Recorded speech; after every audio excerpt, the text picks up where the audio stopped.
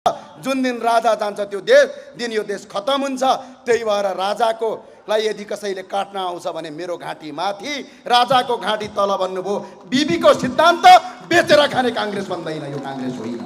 यसलाई काङ्ग्रेस र बिबीको फोटो नेपाली काङ्ग्रेसका प्रत्येक पार्टी कार्यालयबाट निकाल्नका लागि म हार्दिक अपिल गर्न चाहन्छु।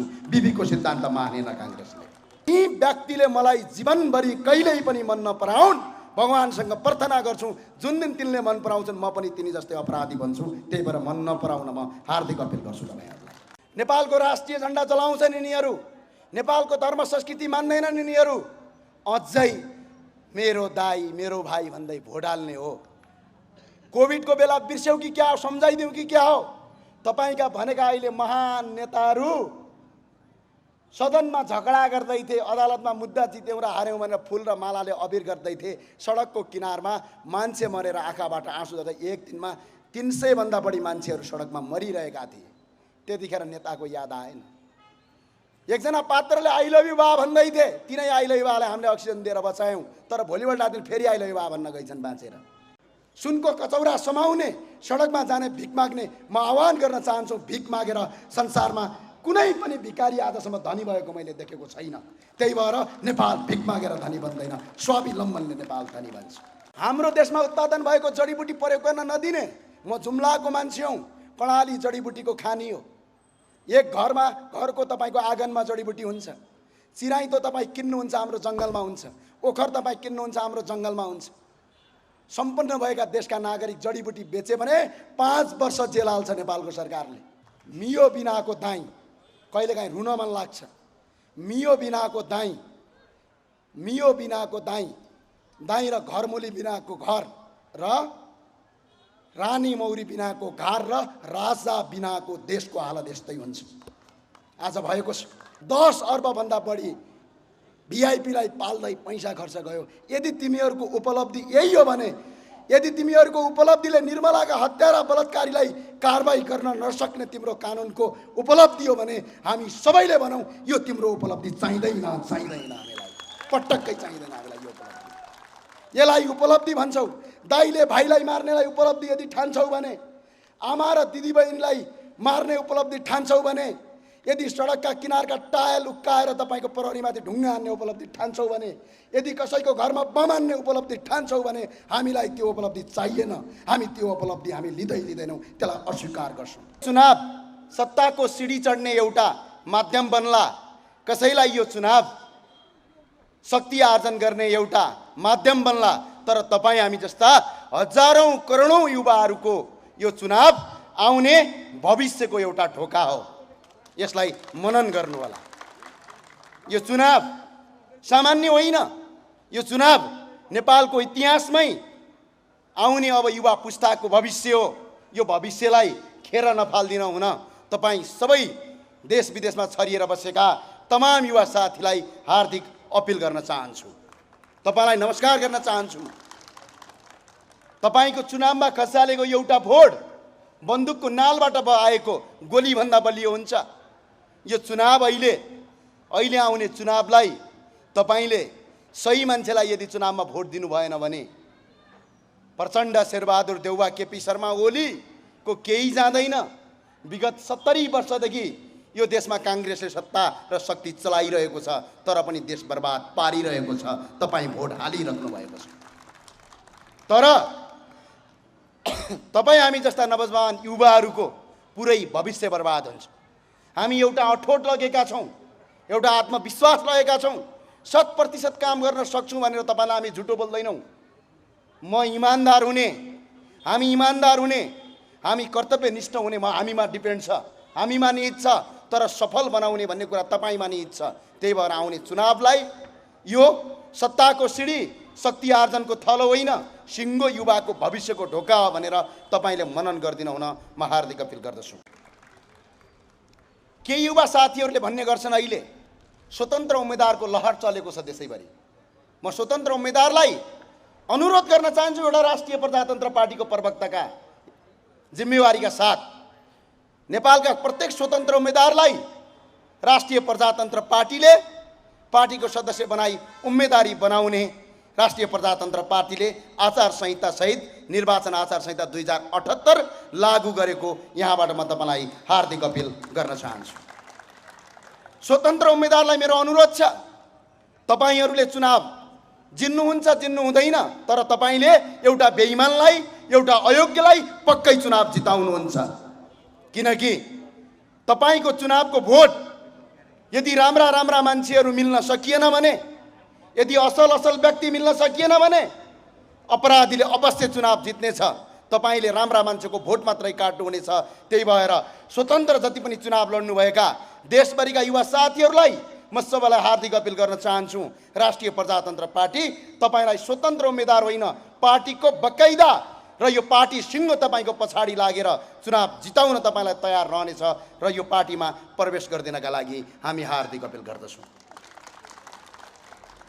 अर्को एउटा गजबको कुरा छ, अहिले नेपाली समाजमा जब एमसीसीको आन्दोलन भयो युवाहरू सडकमा धेरै कम देखियो। केही देखिए त पार्टीका कार्यकर्ताहरू ज्यादा देखिए। एकैछिन नेताले फोन गर्यो, आधा बाटो आन्दोलन छेकेर घर फर्केको भिडियो तपाईँले छ्यापछ्यापी देख्नुभयो। तर यो मुलुकको यदि यो राष्ट्रको हितमा जब केही आन्दोलन गर्नुपर्छ, युवा शक्तिको अति कमजोर उपस्थिति देखिएको छ। साह्रै कमजोर उपस्थिति हुन्छ। जब चुनाव आउँछ एकजना युवा साथीले भन्ने गर्छन् मलाई, यो चुनावमा त म भोट हाल्दिनँ, सबै नेताहरू बदमास भए, फटा भए, त्यही भएर मैले भोट नहाल्ने। म एउटा आग्रह गर्न चाहन्छु, युवा साथीहरू हो, तपाईँ यो आउने चुनावमा तटस्थ बस्नु भनेको तपाईँले भोट नहाल्नु मात्र होइन, एउटा अयोग्य र एउटा बेइमान राजनीतिज्ञलाई चुनाव जिताएर आफ्नो खुट्टोमा आफै बन्चरो हानेर आफ्नो भविष्यलाई अन्धकार पार्नु पनि हो। तपाईँले चुनावमा भोट नहाल्नु भनेको मैले अघि नै भनिसकेँ, आफ्नो खुट्टोमा बन्चरो आफै हानेर आफ्नो भविष्यलाई बर्बाद पार्नु हो। त्यो अठोटका साथ तपाईँलाई बाचाका साथ हामी भनिरहेका छौँ, यो मुलुकलाई केही हदसम्म परिवर्तन गर्नेछौँ। समय लाग्छ, 20 वर्ष लाग्ला, 25 वर्ष लाग्ला, 30 वर्ष लाग्ला, तर यो देश बनाउने एउटा अठोट लिएका छौँ। तपाईँले पटक पटक भन्ने गर्नुहुन्थ्यो, भ्रष्टाचार नगर्ने नेता चाहियो, भ्रष्टाचार 1 रुपियाँ पैसा नखाने नेता चाहियो यो देशमा भनेर पटक पटक तपाईँहरूले भन्ने गर्नुहुन्थ्यो। तर राष्ट्रिय प्रजातन्त्र पार्टीले भ्रष्टाचार गरेर खानु भनेको आफ्नी आमाको रगत खानु बराबर हो भनेर आफ्नै प्रतिद्वन्दीलाई लकारेको राजेन्द्र लिङ्गदेल यो पार्टीको अध्यक्ष हुनुहुन्छ। ल आउनुहोस् अब भ्रष्टाचारका विरुद्धमा एकपटक भोटिङ गर्नुहोस्।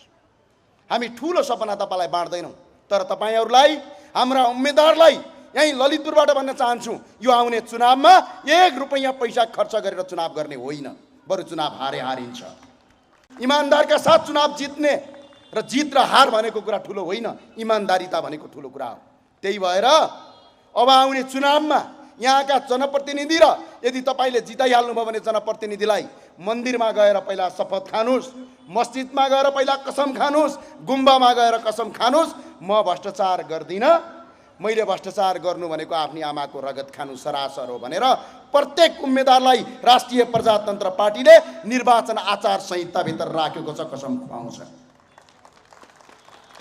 र हामीले अर्को कुरा भनेका छौँ, यदि आउने निर्वाचनमा तपाईँले एउटा जनप्रतिनिधिलाई जिताउनु भयो होला राष्ट्रिय प्रजातन्त्र पार्टीको, यदि भ्रष्टाचार गर्यो, यदि जनताको काम गरेन त्यो जनप्रतिनिधिले भने राष्ट्रिय प्रजातन्त्र पार्टीले साधारण सदस्यबाट कारबाही गरेर उसैका विरुद्धमा अड्डा अदालतमा मुद्दा दर्ता गर्ने म तपाईँलाई यहाँ प्रतिबद्धता व्यक्त गर्न चाहन्छु। हामीले सुशासनयुक्त नेपाल बनाउनुपर्छ। हामी पार्टीको कार्यकर्ता बन्दैमा दुलले नुहाएको होइन, त्यसको आचरण, त्यसको विचार र त्यसले गरेका व्यक्तिगत गतिविधिले मान्छेको आचरणमा सुधार आउने हो। त्यही भएर यो राष्ट्रिय प्रजातन्त्र पार्टीलाई अब यो देशको शक्ति बनाउनका लागि आफैमा रूपान्तरण नगरिकन यो शक्ति बन्दैन। पटक पटक भन्ने गरियो, धेरै पटक भन्ने गरियो। एकछिन तपाईँहरूलाई सम्झिनुहोस् त, 71 वर्षदेखि यो देशमा काङ्ग्रेसले शासन गरिराखेको छ। 71 वर्ष भर्खर जन्मेको मान्छे भइदिए अब 71 वर्षको बुढा भइसक्थ्यो अहिलेसम्म। पटक पटक शासन सत्तामा राख्यौँ। पेलेन अपहरण गर्दाखेरि पनि काङ्ग्रेसलाई साथ दियौँ। ओखलढुङ्गामा आक्रमण गर्दाखेरि पनि तपाईँ काङ्ग्रेसका दाजुभाइले साथ दिनुभयो, दिनु भएन? देशभरि चुनावमा जाँदा साथ दिनुभयो। हिजो माओवादीको टाउको मूल्य तोक्दा पनि काङ्ग्रेसका कार्यकर्ताले शेरबहादुर देउवालाई साथ दिनुभयो। तर आज तिनै शेरबहादुर देउवा प्रचण्डसँग मित लगाएका छन्। काङ्ग्रेसका कार्यकर्तालाई अब के भन्नुहुन्छ? बीपीको सिद्धान्त मान्छु भन्नुभयो तपाईँहरूले, हामीले पनि तपाईँलाई भन्यो ओहो धेरै राम्रो कुरा गर्नु, तर विश्वेश्वर प्रसाद कोइराला बिपीले एउटा कुरा भन्नुभयो, राजा बिनाको देश, यो जबसम्म यो देशमा राजा रहँदैन तबसम्म, जबसम्म यो देशमा राजा रहन्छ तबसम्म यो देश बच्छ, जुन दिन राजा जान्छ त्यो दिन यो देश खतम हुन्छ। त्यही भएर राजाको लाई यदि कसैले काट्न आउँछ भने मेरो घाँटी माथि, राजाको घाँटी तल भन्नुभयो। बिपीको सिद्धान्त बेचेर खाने काङ्ग्रेस बन्दैन, यो काङ्ग्रेस होइन।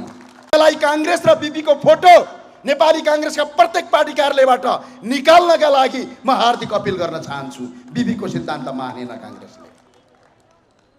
र नेपाली काङ्ग्रेसका महामन्त्री गगन कुमार थापालाई मेरो एउटा कुरा भन्न चाहन्छु। तपाईले पटक पटक भन्नुहुन्छ बिपी कोइराला हाम्रो नेता हुन्, हाम्रो विचारको सबैभन्दा पहिला हाम्रो विचारको उत्प्रेरक हुन् भन्नुहुन्छ, तर तिनै बिपीले कहिले भने यो देशमा धर्मनिरपेक्षता चाहिन्छ, कहिले भने यो देशमा राजतन्त्र फाल्नुपर्छ, कहिले भने यो देशमा तपाईको भ्रष्टाचार गर्न पाउनुपर्छ, कहिले भने यो देशलाई टुक्रा टुक्रा पारेर छोटे महाराजा धिराज बनाउनु पर्छ भनेर त्यसको जवाब दिनुहोस्। त्यसपछि जनता कहाँ गएर भोट माग्नुहोस्, होइन भने बिपीको फोटो आफ्नो पार्टी कार्यालयबाट निकाल्नुहोस्। बिपी त अहिले भोट माग्ने ब्रान्ड बनेका छन्। एक दिन यिनीहरूको बहस चल्ने हो भने केसम्म गर्छन् थाहा छ? बिपी नामको हुस्की बनाएर चेस गर्दै जय नेपाल साथी भन्न पनि यिनीहरू बेर लाउँदैनन्। बिपीको सिद्धान्त नमान्ने, बिपीको विचार नमान्ने, बिपीका एजेन्डा नमान्ने, अनि आफैलाई आफै काङ्ग्रेस हुँ भन्ने। काङ्ग्रेस नभनौँ, हामी शेरबहादुर देउवाका घरमा काम गर्ने कामदार हौँ भनौँ, त्यसपछि तपाईँलाई सजिलो र सहज हुन्छ। काङ्ग्रेस भन्न मिल्दैन। र अर्को एउटा कुरा गर्न चाहन्छु, विगत कति वर्ष भयो हामीले नेकपा एमालेलाई अगाडि बढाएको। झापाको आन्दोलनमा काँधमा काँधाले के एक नेकपा एमालेको झापा आन्दोलन केपी शर्मा ओलीज्यू, राधाकृष्ण मैनालीज्यू र तपाईँको अन्य नेताले मात्रै सफल गरेको होइन। त्यहाँका तमाम युवा साथीहरू साथमा थिए, साथमा साथ दिए, हातमा हात दिए। त्यति मात्र होइन, विगत 30 वर्षदेखि यो देशको सत्तामा प्रत्यक्ष भूमिकामा नेकपा एमाले छ। नेकपा एमाले विगत 30 वर्षदेखि यो देशको शासन सत्ता सम्हालेको छ। के परिवर्तन भयो? एमालेका तमाम कार्यकर्तालाई आग्रह गर्न चाहन्छु, अनुरोध गर्न चाहन्छु, तपाईँहरूले हामीलाई भनिदिनु पर्यो कति वर्ष यो देशको प्रधानमन्त्री केपी शर्मा ओलीज्यूलाई बनाउने हो भने मुलुक कायापलट हुन्छ भनिदिनुहोस्। हामी अझै 100 वर्ष केपी ओलीलाई प्रधानमन्त्री बनाउनुहोस्, त्यसपछि देश परिवर्तन हुन्छ भने चाहिँ ल बनाउँला। तर परिवर्तन गर्छन् त? गर्छन् त? जनताले भोट नदिएको हो, जनताले 2074 सालमा भोट दिएको हो, देशमा बहुमतको सरकार बनाएको, आपसी मतभेद नमिलेर, आपसी तपाईँको आएर द्वन्द्व नमिलेर तपाईँको एक अर्काको कुर्सीको मोह भएर पार्टी फुटाउने, सडकमा आउने, अनि जनतालाई फेरि चुनाव गरेर अनि केपी ओलीलाई चुनाव जिताउने भनेर जान अलिकति एमालेका साथीहरूले सोच्ने बेला आयो या आएन? त्यही भएर हामीले अनुरोध गऱ्यौँ, आग्रह गऱ्यौँ, एकपटक हामीलाई भोट दिनुहोस्। हामी एकपटकका लागि, हामी पटक पटक पनि माग्दैनौँ, एकपटक तपाईँले भोट दिनुहोस्। सुशासन यदि कायम गर्न सकेनौँ भने आउने चुनावमा तपाईँ हाम्रा विरुद्धमा मुद्दा हाल्नुहोस्, हामी अदालत धाउन तयार छौँ। यसका लागि हामी तपाईँलाई अपिल गर्छौँ।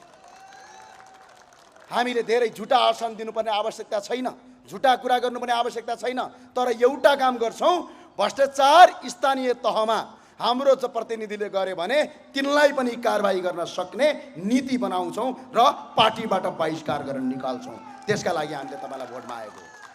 मैले अघि नै भने कुनै पार्टीको टिका लाउँदैमा, कुनै दलको तपाईँको अबिर दल्दैमा, कसैको झन्डा बोक्दैमा अपराधी साधु बन्दैन, साधु अपराधी बन्दैन। त्यो व्यवहार र आचरणले गर्ने कुरा हो।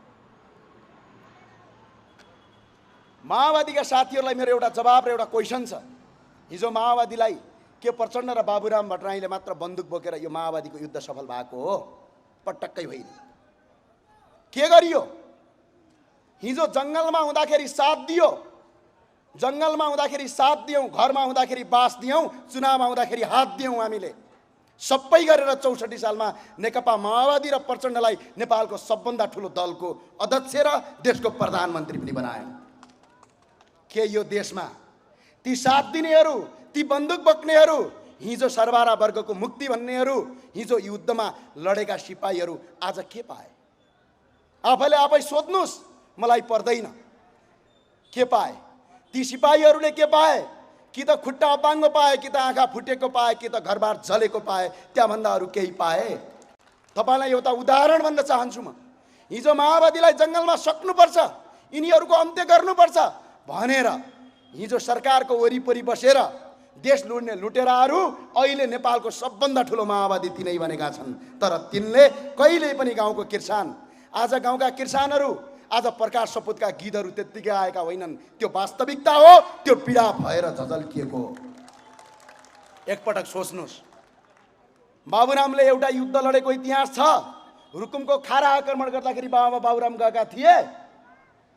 जुम्ला आक्रमण खलङ्गा गर्दाखेरि प्रचण्ड गएका थिए।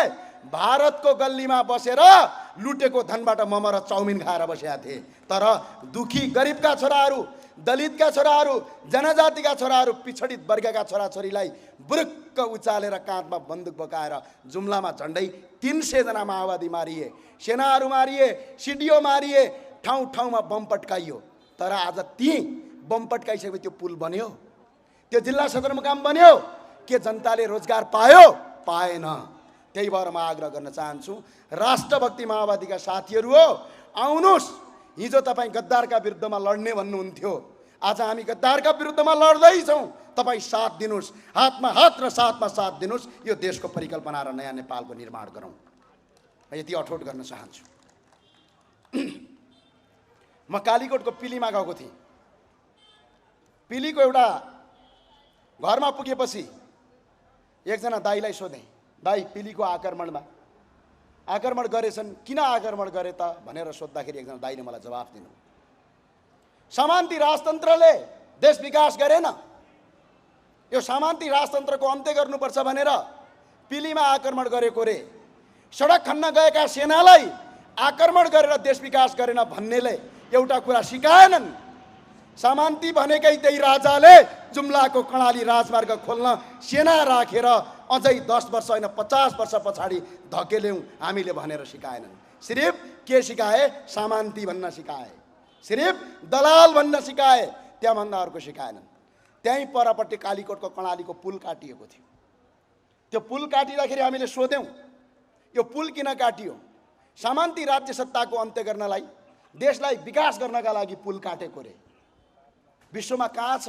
एउटा कुरा प्रचण्डले सिकाउनु पर्थ्यो, त्यहाँ पुल काटेपछि विकास होइन अविकसित बनिन्छ, घरमा बम हानेपछि विकास होइन अविकसित बनिन्छ, सडकमा टायर बालेपछि देश बन्दैन कि देश विनाश हुन्छ भन्ने कुरा सिक्नु पर्थ्यो, सिकाउनु पर्थ्यो। अब यो सिकाउने बेला आएको छ।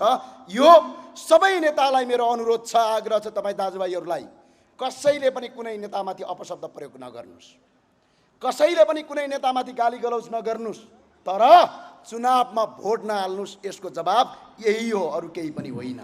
केहीले मलाई मनै पराउँदैनन्, थाहा छ। तपाईँ सामाजिक सञ्जाल हेर्नु भएको छ नि, बडा राउटे ठौटे भन्दै लेखिरहेको हुन्छ, म हेरिरहेको हुन्छु।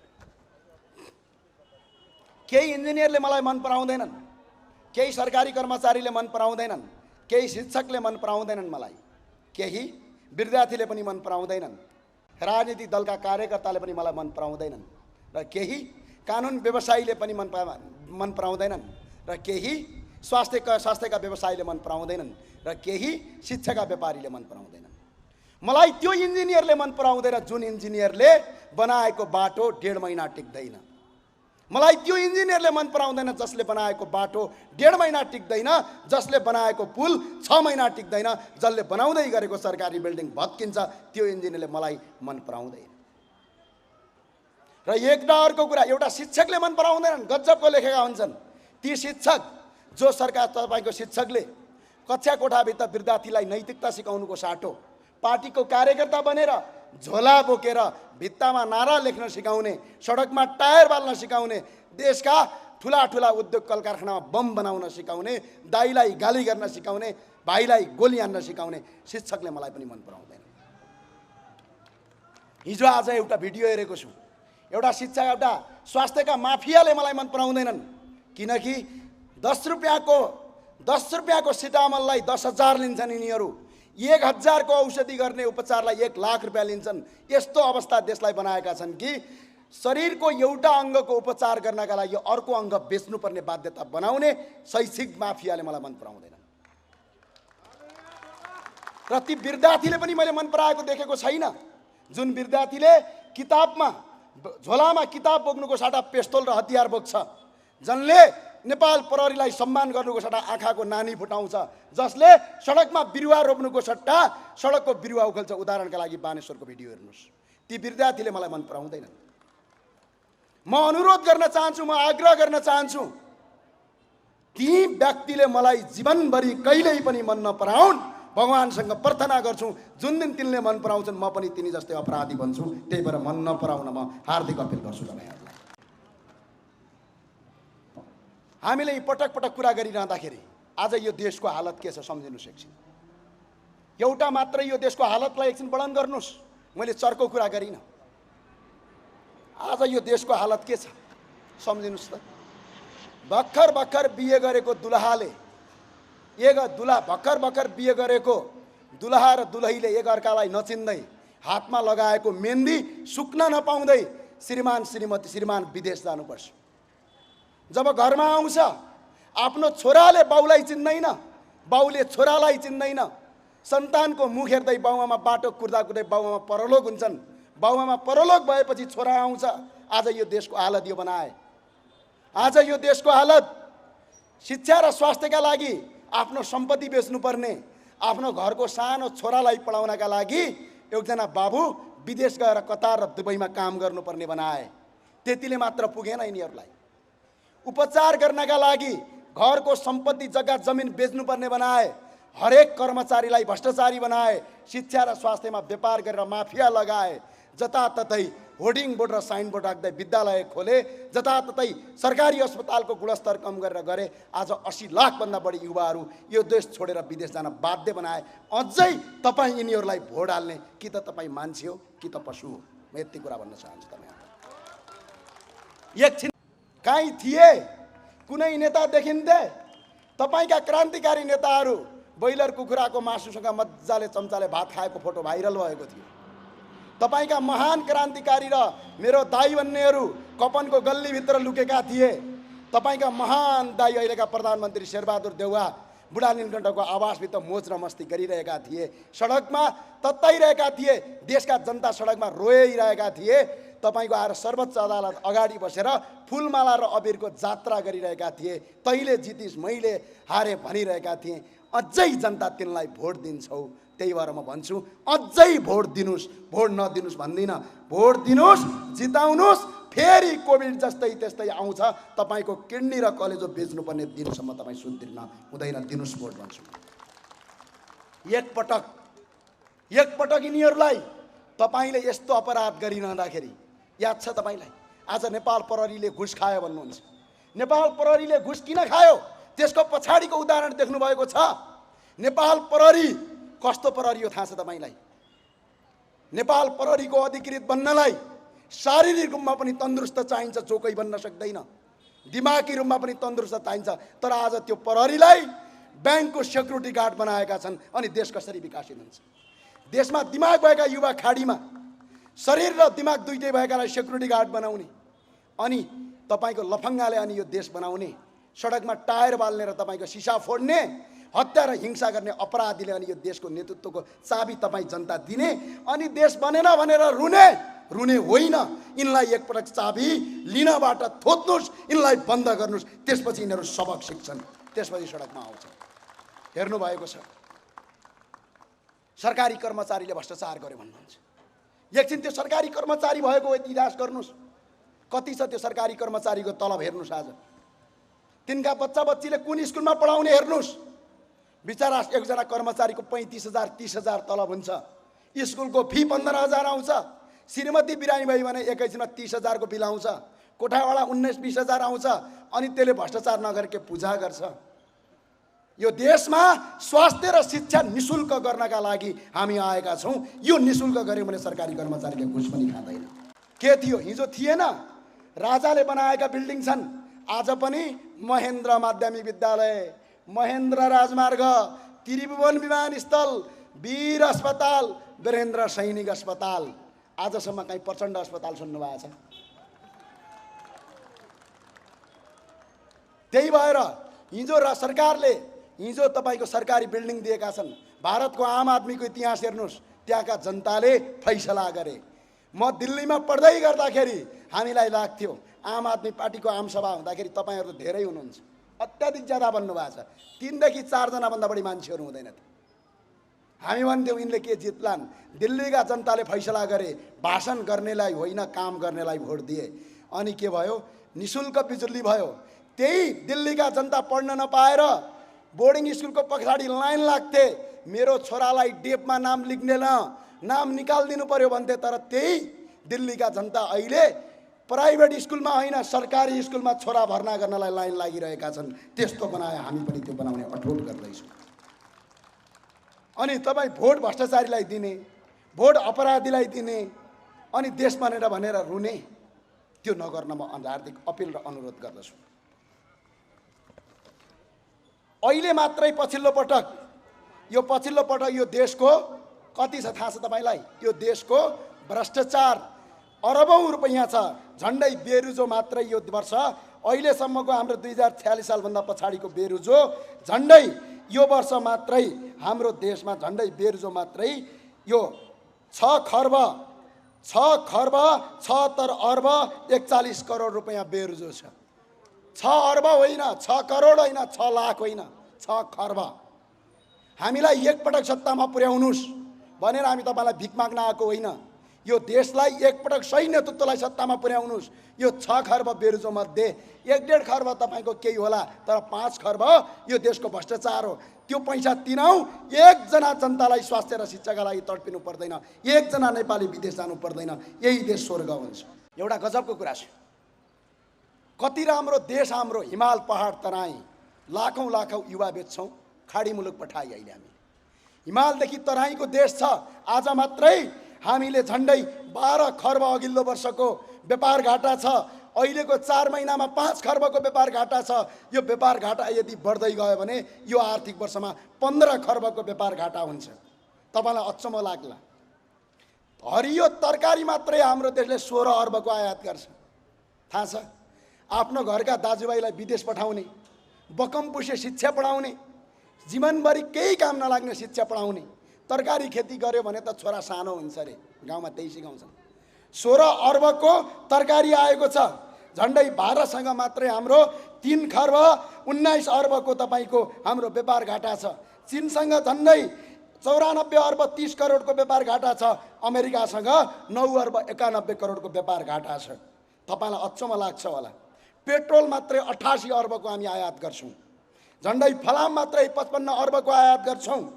सवारी साधन मात्रै 44 अर्बको आयात गर्छौँ।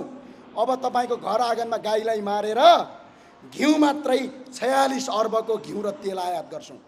हामी राष्ट्रिय प्रजातन्त्र पार्टीको नयाँ एजेन्डामा 20 वर्ष लाग्ला यो देशमा तेल उत्पादन गर्छौँ। जुम्लाको ढटेलोदेखि तराईका फाँटमा तोरी उत्पादन गर्छौँ र यो 46 अर्ब यही देशभित्रका यही देशका जनतालाई लागू गर्ने नयाँ सिद्धान्तका साथ हामी अगाडि आउँछौँ।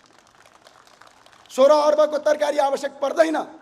यदि सरकार र राज्यमा तपाईँहरूले एकपटक हामीलाई काम गर्ने अवसर दिनुभयो भने एन्टी डम्पिङ ट्याक्स लगाउँछौँ। जसरी भारतमा तत्कालीन भारतका प्रधानमन्त्री डाक्टर मनमोहन सिंहले चाइनिज सामानमा जसरी एन्टी डम्पिङ ट्याक्स लगाएका थिए, त्यो ट्याक्स नीति अपनाउँछौँ। एउटा विदेशको तरकारी नेपाल आउन दिँदैनौँ। नेपालमै तरकारी उत्पादन गरेर 16 अर्ब रुपैयाँ यो देशको बचाउँछौँ। रोजगारी यही देशमै सिर्जना हुन्छ, संसारमा जानु पर्दैन। अब हेर्नुहोस् कस्तो देश बनाए।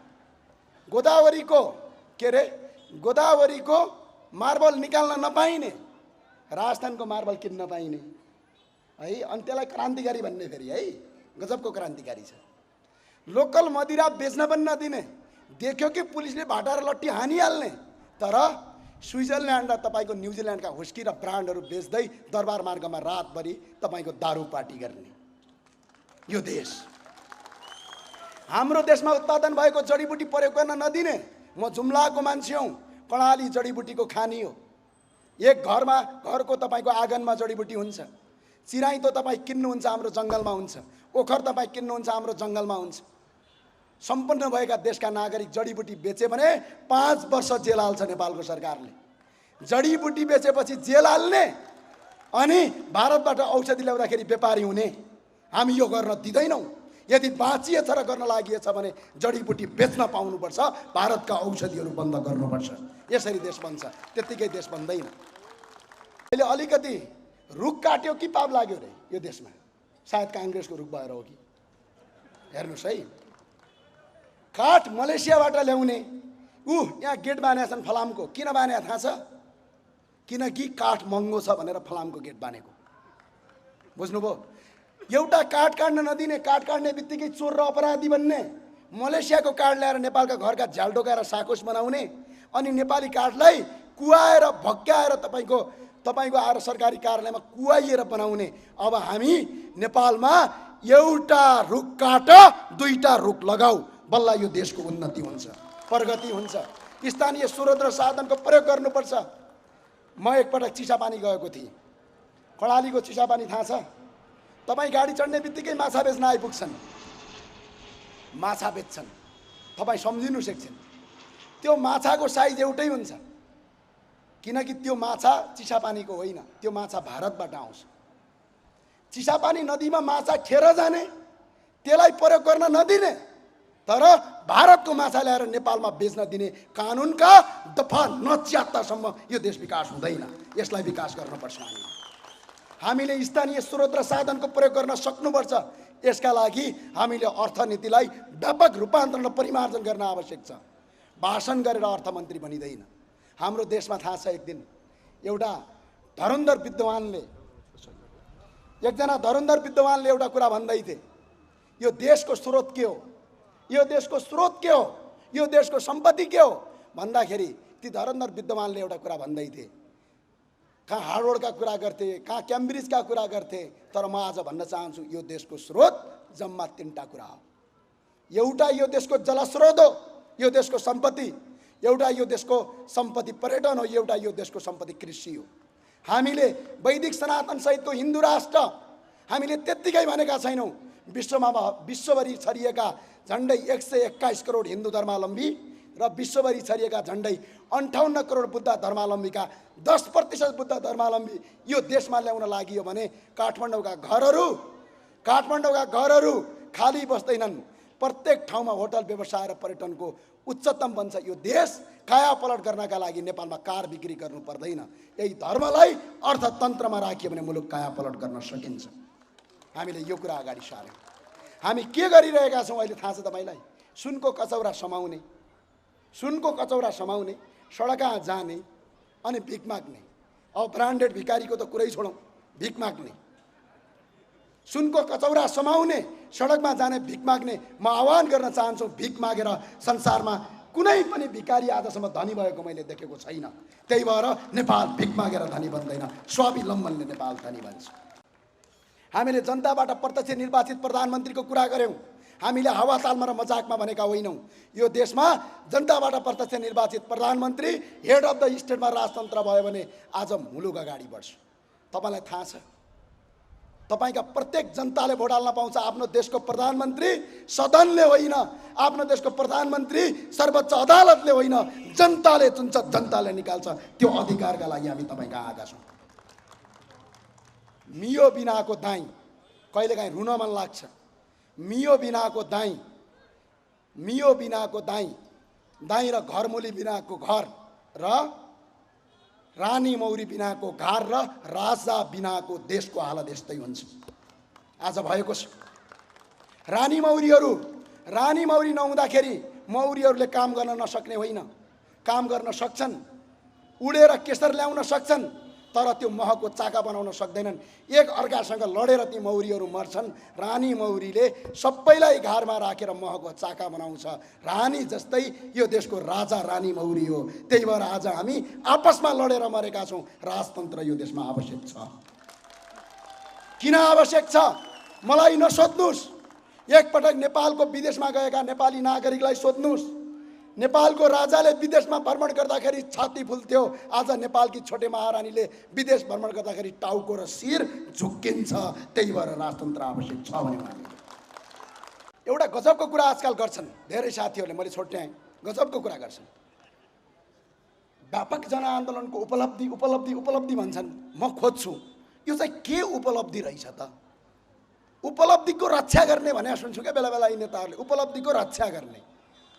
ए बाबा हो, तिमीहरूकै उपलब्धिले यो देशमा 44वटा संस्थान बेच्यो, 42 लाख युवालाई विदेशमा पठायो, झन्डै 34,665 जना छोटे राजा उत्पादन गर्यो, 17 खर्ब वैदेशिक ऋण भयो। एकजना नेपालीलाई अहिले 64,885 रुपैयाँ जन्मिने बित्तिकै टाउकामा ऋण लाग्दैछ।